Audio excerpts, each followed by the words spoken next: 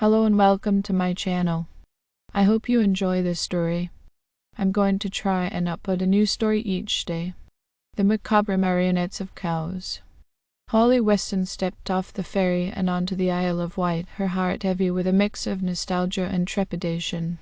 She hadn't been back to Cowes in nearly a decade, not since she was a teenager.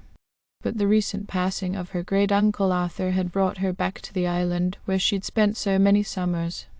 Arthur had been a reclusive man, a master puppeteer known for his intricate marionettes and dark, enchanting shows. His death had left her with his estate, including his infamous collection of antique marionettes. The old mansion loomed on the outskirts of Cowes, its silhouette stark against the dusky sky. Holly's breath hitched as she approached the front door, a key clutched tightly in her hand. The house had always unnerved her, with its creaking floorboards and shadowy corners. But the lure of Arthur's legacy and the financial relief it might provide was too strong to resist. Inside, the house was just as she remembered, a labyrinth of narrow hallways and rooms filled with curiosities. The air was thick with dust and the scent of aged wood. Holly made her way to Arthur's workshop, where the marionettes were stored. The room was dimly lit, the only light coming from a single flickering bulb. She hesitated at the threshold, the shadows seeming to pulse with a life of their own. The marionettes hung from the ceiling, their glass eyes glinting in the dim light. Each one was a masterpiece crafted with meticulous detail. There were clowns, jesters, and characters from old fairy tales, their faces frozen in eerie expressions. Holly shivered, recalling the stories she'd heard as a child, the stories of the marionettes moving on their own, of whispers in the night, of Arthur's increasingly erratic behavior. Ignoring the chill running down her spine, she set to work. She had to catalogue and appraise each puppet, a task that would take weeks. As she moved among them, she felt a prickling sensation on the back of her neck, as if she were being watched. She shook off the feeling and continued, but the sensation persisted, growing stronger each day. One night, as she was working late, she heard a faint rustling behind her. She turned sharply, but there was nothing there. Just the marionettes swaying gently on their strings. She laughed nervously at her own jumpiness and turned back to her work. But then she heard it again, a soft, almost imperceptible whispering. Holly, her heart pounded in her chest as she scanned the room. The marionettes hung still and silent. She shook her head and muttered to herself, "It's just my imagination." But the whispering continued, growing louder and more insistent. "Holly, come play with us." She backed away, her eyes wide with fear. Suddenly, one of the marionettes, a grinning jester, jerked violently on its strings. Holly screamed and stumbled out of the workshop, slamming the door behind her. She leaned against the door, her breath coming in ragged gasps. For the next few days, Holly avoided the workshop, but the whispers followed her.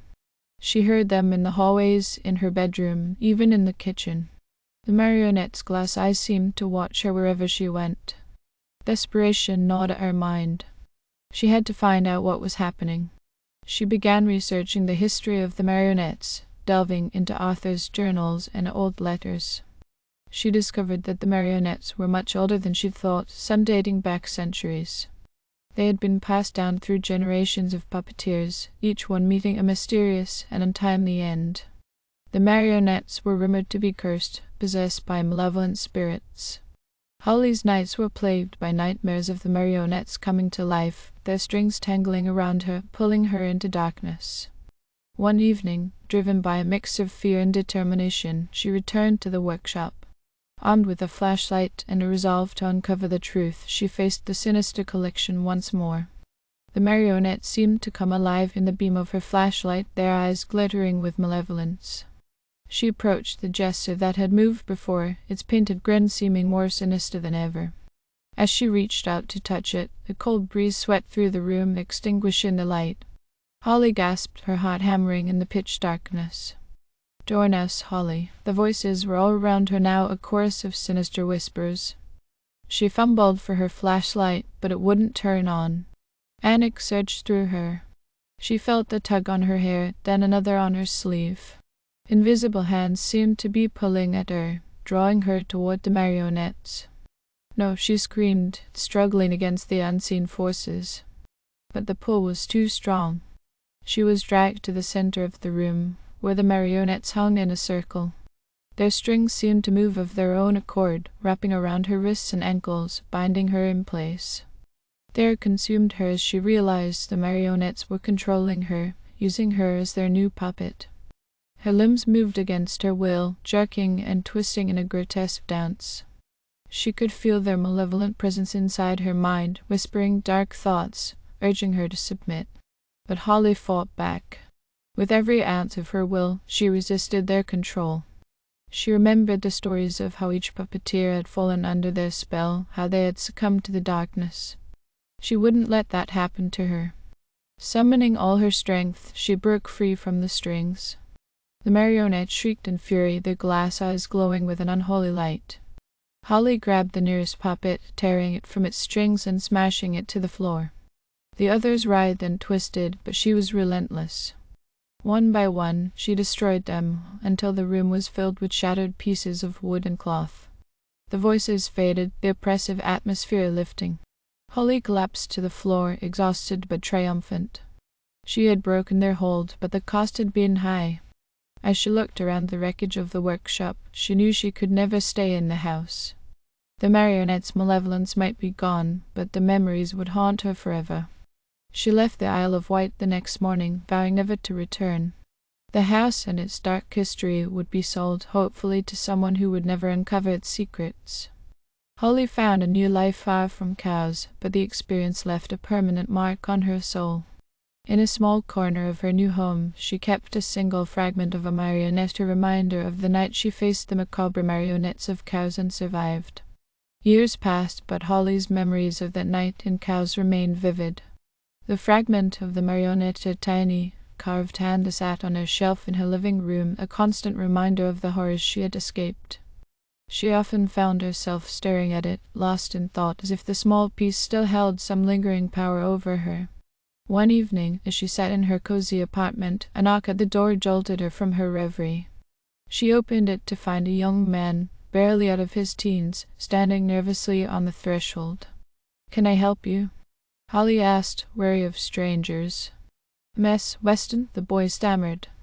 "My name is Jack. I found something. I think it belongs to you." He held out a worn, leather-bound journal. Holly's breath caught in her throat as she recognized it immediately. It was her great-uncle Arthur's. She hadn't seen it since the night she destroyed the marionettes. "Where did you get this?" she demanded, her heart pounding. "I was exploring the old house in Cowes," Jack explained. "It's been abandoned for years. I found this in a hidden compartment in the workshop. When I read the name inside, I knew I had to find you." Holly hesitated, then invited Jack inside. They sat at her kitchen table, the journal between them.